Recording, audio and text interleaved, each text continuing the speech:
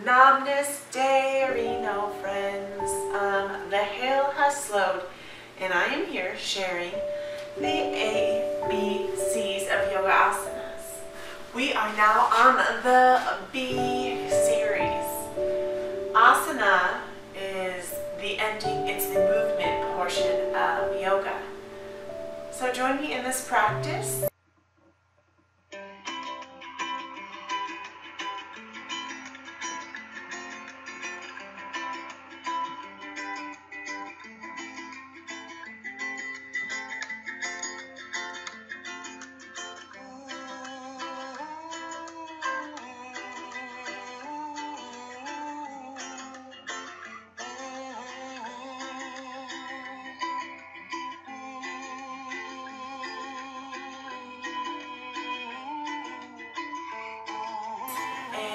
We're going to start and get connected with our B for breath, our breath. So tuning into your favorite Sukhasana, which is not a B, but just rooting into the sit bones, peeling the meaty parts of the cheeks away, your booty cheeks. If you don't have that mobility, you can come for Baddha Konasana, which is actually the butterfly pose, which is going to be one of our B's in the ABCs, the B series. Just taking a moment to tune in to the breath, bringing your awareness to the breath and allowing yourself to slow it down. Breathing a breath into the belly and exhaling with an audible ah or a ha sound. Envisioning your torso as a glass of water. As you fill your breath, imagine yourself filling your glass up from your belly, expanding through your side ribs and moving to your upper chest. Breathing in, filling up that cup of water. And exhaling, pouring out your cup of water from the top of your cup to the middle, to your belly for the three-part, the complete yogic breath. Breathing in through the breath, belly, side ribs, chest, pouring out. And keep going and flowing with this breath. In yoga, we have pranayama. Prana is the life force within us, and yama is the breath. We use our breath to help us be present, be conscious in the moment. So really tuning into your breath here. And the next part of the B series is going to be our bandhas, or our locks. We have three different locks in our bodies. Bandha, meaning bandhas are our interior locks. You can either stay in your crisscross applesauce, or I'm going to come into heroes to a Vidrasana variation. You can crisscross arch over arch, or allow the feet to track back, or I even like to take a block and sit it up on it. So I'm going to sit up on my block, or a pillow or a blanket would work here. Our first block is right here in our genitals. In women, it's that space for a Kegel in between the vagina and the rectum. And in men, it's between the scrotum and the rectum. So just squeezing that.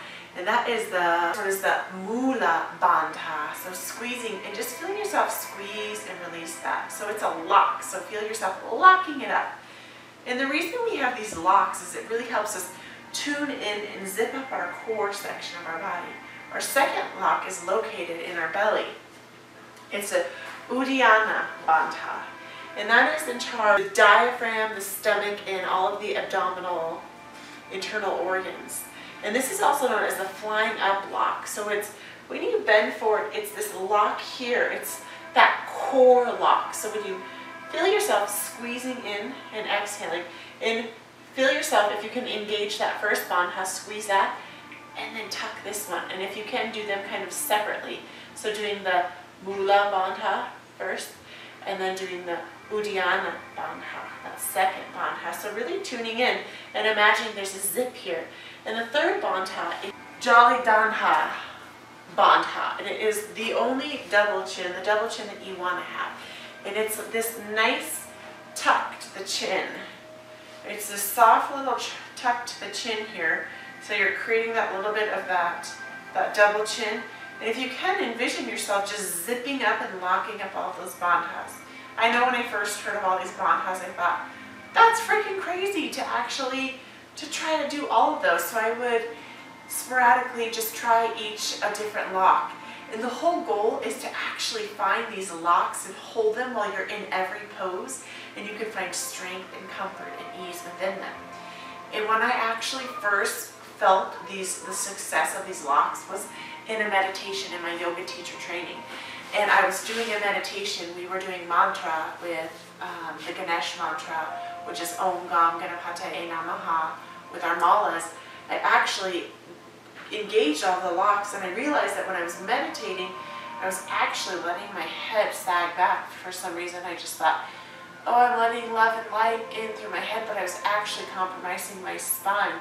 So by tucking in that lock here, I can really feel the locks, and the energy that I created and have been creating is freaking amazing. So zippering up those bandhas, coming into our first B, Bard Vajrasana, which is the twist of the sage. The twist of the sage, bringing feet to one side of the body. So I know this can be challenging for some people, men especially. I've noticed that it gets a little bit challenging for if you have like tighter hamstrings and glutes. So just really nestling into what feels good for you in this pose. I have a tendency to my butt cheek on the inner side, my sit bones like to raise off the earth. So you can place a blanket or a pillow underneath and really trying your best to nestle the feet together. And if you need to bring your feet way out, that's okay. You can see students bring them way out this way. So really nestling in for the twist of the sage, for Bard Vajrasana, and really grounding in this pose. As we come back to the ABCs, the elementary stages, we really want to go back to the basics. So as you ground and you root in through the top of the foot on the earth, the side of the foot on the earth, the side of the calf, the side of the knee, and the side of the thigh, and that side of that booty. And you can actually even try to move those sit bones and really elongate your spine, elongate. And if you can remember to those bandhas, if you can try to engage, just try one. Maybe you can try one or two, or maybe you get it. Maybe you get that whole thing and you can zip up. So the twist of the sage, as we are rooted into the earth through the side of our feet. So in yoga, imagine any part of your body that is engaged on the earth, whether it be your hand, your leg, your foot, is going to be the part of you that is rooted into the earth and really connecting you into the earth. So as you're really allowing your body to connect into the earth here, find length in the spine. So corseting that, so that bandha, if that tummy bandha, that Uddiyana bandha, if you can imagine that, and imagine those core strength muscles as a corset. So pulling those together and finding length through the spine and elongating through the crown, envisioning there was a rope, a string, or a light. I like it to envision a light connecting my spiritual chakra and shooting through all of my 7 chakras, all the way down into the earth, finding length in the spine, rolling and opening up the shoulders away from the ears, and finding a twist to the opposite side, resting the opposite hand and the opposite knee, and rolling the shoulder away from the ear. You can either allow a starfish hand to come down to the earth, or you can post up on the fingertips. But being leery here to not compromise, I have a hair mouth, gross, the integrity of the spine by twerking and going too far back. Yes, we want to find that edge, that happy edge between too much and not enough. So really opening up the heart here, expanding at the side body here, and just taking a nice deep breath and tuning into the body as you're rooted here in this foundations of this pose. And another option for the twist of the sage is to take a cactus arms here for a more active warming. More cooling is going to be staying static. Sometimes I like to stay static in a warm-up, but sometimes I like to find movement. So I like to sometimes take a cactus to the arms by squeezing the shoulder blades together. And inhale, rising the arms up to the sun. Exhale, opening up the chest, drawing the shoulder blades in together, and actually drawing the elbows down together like you're pulling them together, like if you've ever pulled one of those machines for your traps are the muscles that's in the shape of a kite in your back, and pulling here. You can exhale to rise up. You can even cross at the midsection here, do a little fun fancy move, and squeeze those shoulders together for the twist of the sage. And you inhale, rise up, and you always want to find a neutral spine in between. So really finding that length in the body, tuning those sit bones into the earth, relocating that sit bone, and you're still rooted into the earth through this leg, elongating, rolling back the shoulders, allowing the shoulders and the ears to find space, finding that tuck and that chin for that double chin that you want, that top lock here, and twisting at the opposite side. Option to stay static, which is still crossing the hand on the top leg, not compromising the integrity of the spine, but reaching back so you can feel that either posting up on the fingertips or resting into the earth, rolling shoulders away from the ears, elongating through the crown here. And you have the option to stay static and still or have a dynamic variation, which is movement. Inhaling, cactusing at the arms, exhaling, raising up. And as you come down cactus, you're expanding your wings, opening your chest and squeezing the elbows in together. Exhaling, rising up, inhaling here. And it's really important to really use that breath in whatever movement that it is that you take. Whether it's that complete yogic breath that I was teaching you about, filling up your glass. Inhaling, feet to neutral. You can bring feet to neutral and then cross them on the opposite side. Or you can do a little kind of breakdance move if you want. Just kidding, not really. But you can do that if you want. And come to the opposite side. So in feeling what it feels like in your body, for me I feel kind of like this tightness right here in my lower back muscle. And finding what works best for you, if your feet want a more mermaid fin out to the side, or if you can find that little bit of that twist here. I know for my husband, he's more of a beginner yogi that I'm trying to get into the practice, but this is really hard for him, and he has really muscular legs. We call them like the great white oaks. They're like these huge, massive tree trunky legs, but they're just really ripped with muscle. But this is really challenging for him. So for him, he has to more keep his legs out to the side here. So as you are nestling into the arches of the feet, really tuning into that sit bone, and you can put that blanket under that booty cheek if it's lifting off the earth, finding length in that spine, finding that tuck in that chin, creating that bandha and the belly and the kegeli, that corset. It is a crazy thing to do all three of them, or just choose one. Inhaling, raising the arms up, exhaling, twisting in the opposite direction. Again, tuning in to the spine and the breath. And now you know the drill. You know to keep the integrity of the spine. You know you can post up on the hand. You know you can post down. You know you can choose a cactus. So choose now the variation that works for you. And just breathe. And breathe in love into your heart. And exhaling. Inhaling. This side is a little bit more challenging for me to do a cactus. Inhale, rising. Exhaling. Beautiful work. And just take this at your own pace. And then always coming back to neutral before you go to the opposite side. Twisting at the opposite side. I'm going to take a more static movement here. Rolling the shoulder away from the ears. Elongating through the spine here. And just breathing. Filling up that glass of water. And letting it go. Being present in the moment. And another B is to believe in yourself. Always believe in yourself. Coming to neutral. Allowing the legs to come out. And you can shake them out for a little, shake out for a little Dandasana mini pose, which is not a B, but just allowing those legs to shake out and coming in for Baddha Konasana, or known as the butterfly. Kissing soles of the feet, kissing together. And again, the range of motion will fluctuate for this depending on your hamstring flexibility and your hip flexors and all of that jazz. So really tuning into what feels good. If it feels better to drop them out a few feet ahead of you, that's great. Or some people are very flexible and they can tuck them in really, really tight. I've even seen some practicers, some students tuck them all the way in towards their pubic bone. So doing what feels good for you. Again, it's a feeling thing and tuning into your body. None of these poses are a one size fits all. Yoga is a practice. It's not a perfect. It's not a do it this one way. It's just It's different for us all. And just know that yoga is open and accepting if you are open and accepting to yourself. And wherever you are in your practice is exactly where you need to be. Just keep practicing, because when we keep practicing, we get better and better, but when we don't, we stay stagnant.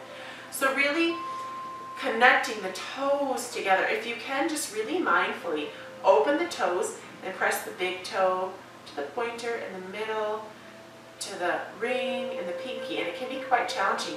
Really connecting those 4 points of the foot, 2 in the front pad, 2 in the heel, and really connecting them like glue. If you have big arches, you might see a nice space, or if you have flatter feet, you might see a teeny tiny slivery space. And really tuning into the sit bones, moving the meaty part of the glutes away from the body. Finding that length in the spine, really rotating and opening up the shoulders, and tuning into those locks again if you can. Tuning into that bandha at the bottom, at the base. Squeezing in for the mula bandha, squeezing into the belly. And if you can, giving yourself that little double chin here. And you can do different variations. You can do shoulder rolls here. Just being mindful here. Another really fun variation that I really enjoy, that I learned from a friend in teacher training, is lengthening up through the crown. And you can walk forward, or what you can do is taking the hands and clasping them around the ankles or the feet. Inhale, rising, creating length through the spine, shooting energy down to the earth through the sit bones, up through the top of the head, keeping that soft tuck of the chin, and pressing into the legs, into the nooks of your knees, and pushing with your elbows, and taking a breath here into the back of the heart. And exhaling and rising. Inhaling, deepening and sinking down. Exhale, rise. This next one, take 2 breaths. Inhale, sinking deep down, keeping that soft, that nice straight back. Inhaling. Exhaling. I know I used to do this pose, the butterfly, in a gym class in high school. But I never really knew what I was doing. I honestly don't feel like I felt so connected to myself until I went through the anatomy portion of my yoga teacher training. And then I really figured out, wow, I'm in this body, it's amazing. Inhale to rise up. Exhaling, hinging forward at the hips and just walking the hands forward, keeping a soft bend to the chin, or you can even gaze slightly forward, rolling the ears away from the chin, the ears away from the chin, rolling the shoulders away from the ears, because your chin and your ears are on the same space. And really grounding, like I said, grounding in through the sides of the feet, into the earth, and keeping some space here. Another variation is if you have 2 blocks, I only have 1, but you can take 1 block under one leg and another block through another leg.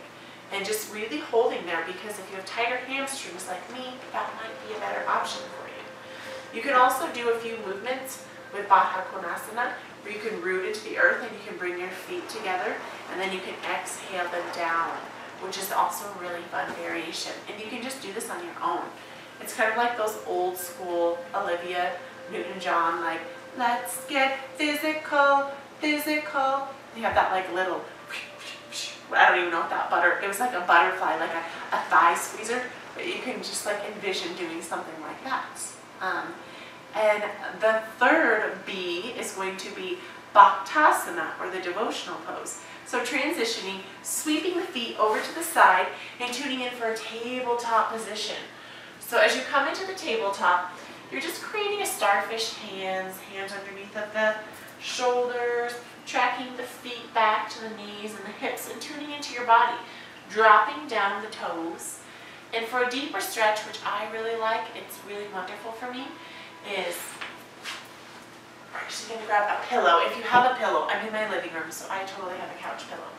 So touching the big toes together, dropping the heels out, and shooting and driving the sit bones all the way back. So tune into the feet. You're rooted through the top of the feet. You're opening up here. And feel the difference, what it feels like to keep your knees together, hinging forward at the hips and reaching forward, and feel what that feels like. For me, it's not as comfortable.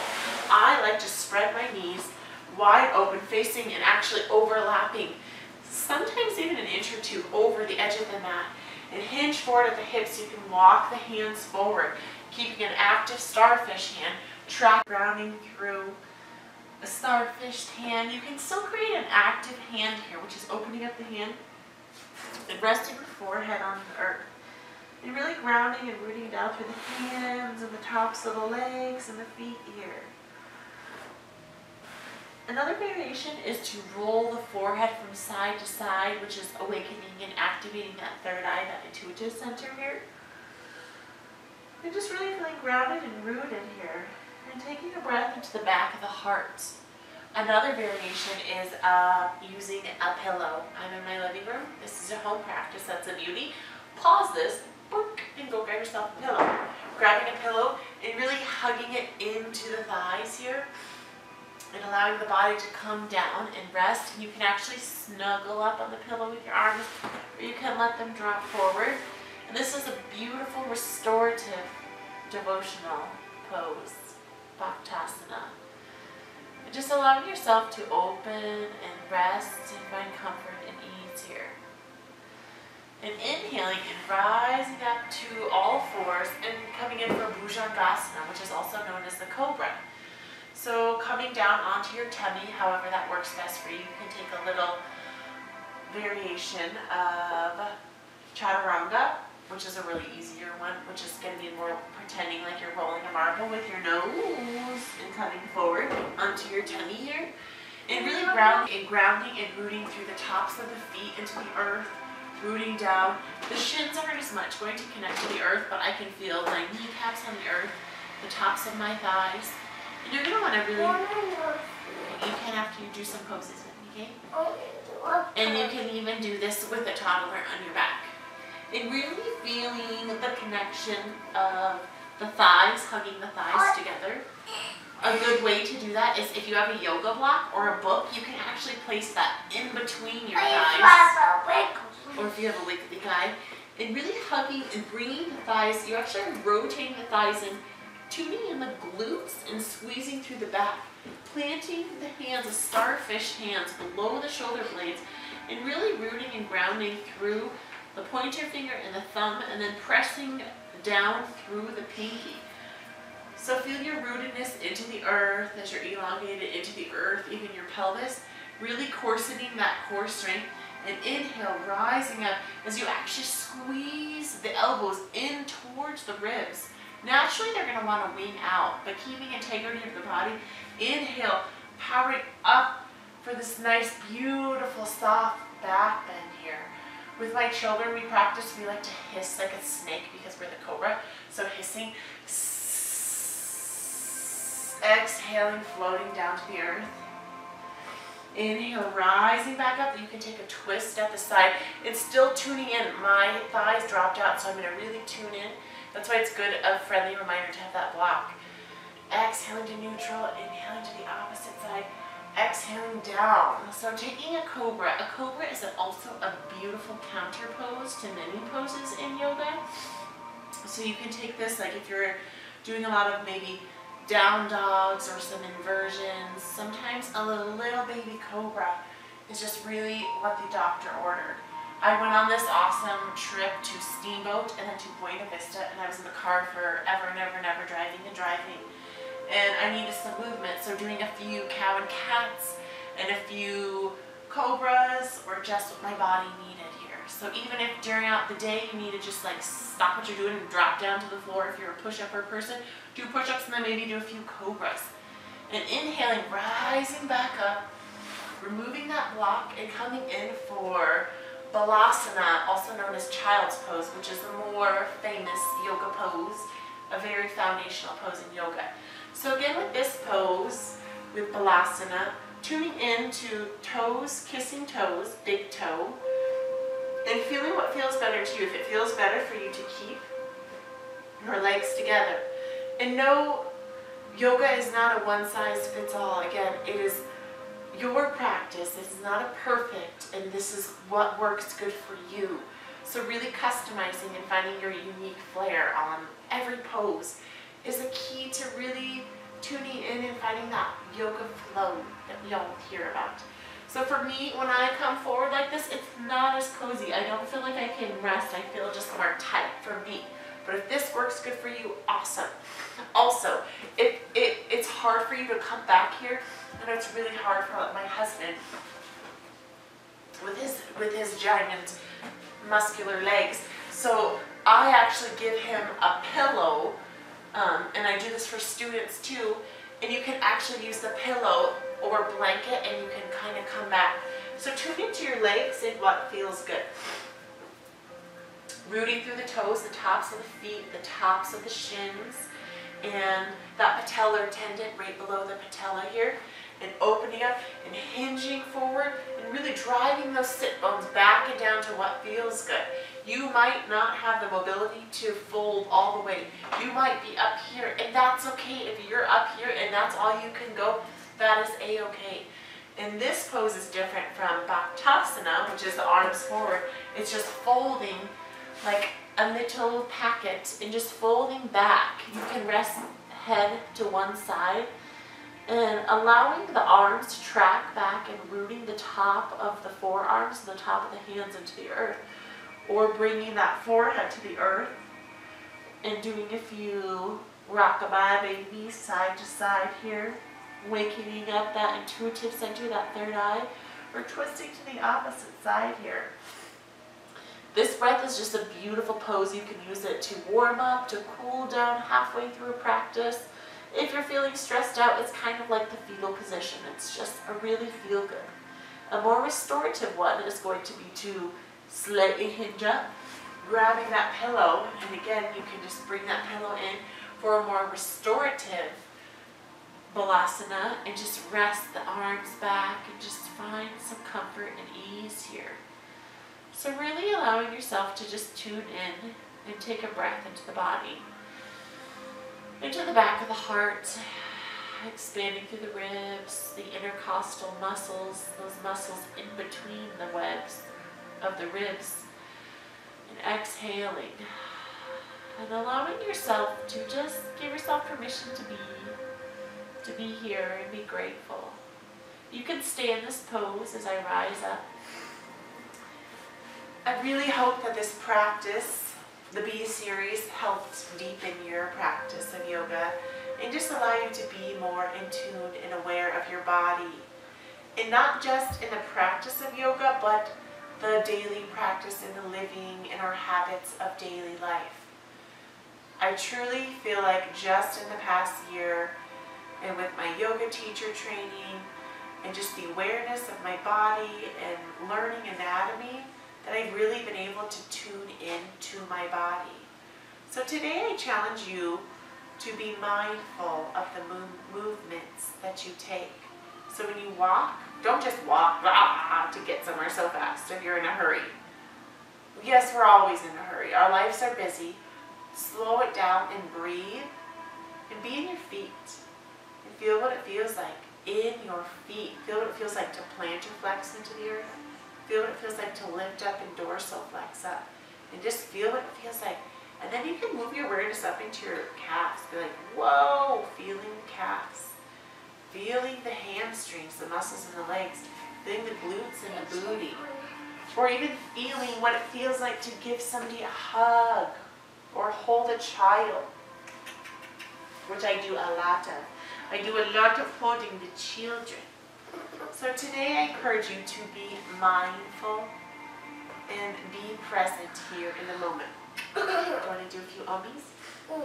We are truly grateful for you and grateful for this practice. And Jackie and I are going to do 3 ohms. Om is the primordial sound of the universe. It connects all earth, air, and ether.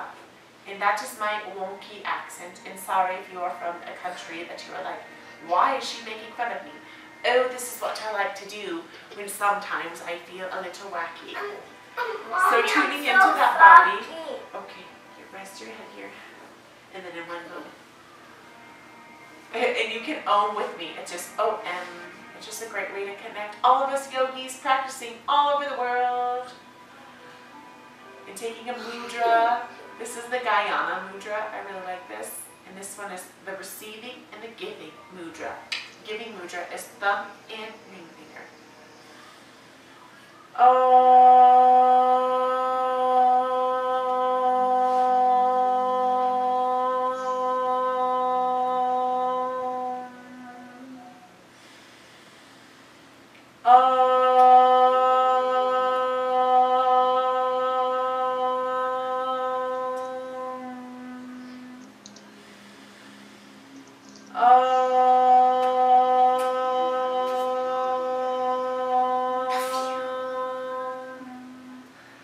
Thank you so much for this practice. And one of my walking mantras is working through distractions, because I have 3 children, but I am showing up and I'm still here, and I could wait for the opportune moment to do yoga bliss and to write and to create art. But guess what? That would never happen. So this is me, and this is real life with Yoga Bliss with Shelly. Hands at the heart center, journeying up to that third eye, giving a nice little massage-a-roing, side to side, and giving yourself permission today to love yourself and to be your authentic self and be present. I love you so much. Namaste. Thank you so much. I love you all.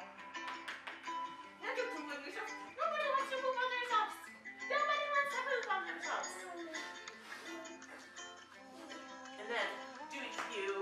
Hula hoop and hula hoop. I like to hula hoop, hula hoop and hula. Hula hoop, hula hoop, hula hoop and hula. Mommy likes to hula hoop. Hula hoop. Hula hoop, hula hula hula hoop. Hula hula hula